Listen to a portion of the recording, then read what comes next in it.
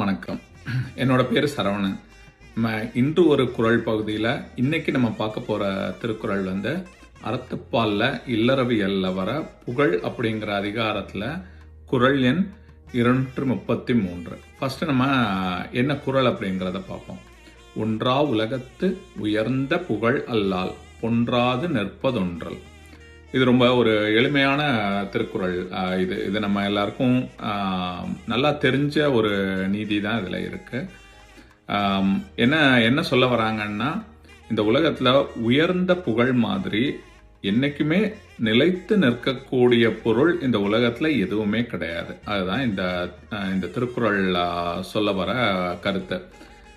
நம்மக்கிட்ட இருக்க பணம், பொருள் எல்லாமே ஒரு நேரத்தில் நம்ம விட்டு போயிடும். ஆனால் நம்ம இந்த உலகத்தை விட்டு மறைஞ்சதுக்கு அப்புறமும் என்னைக்குமே நீங்காம இருக்கிறது நம்மளோட நல்ல பேரும் புகழும் மட்டுமே.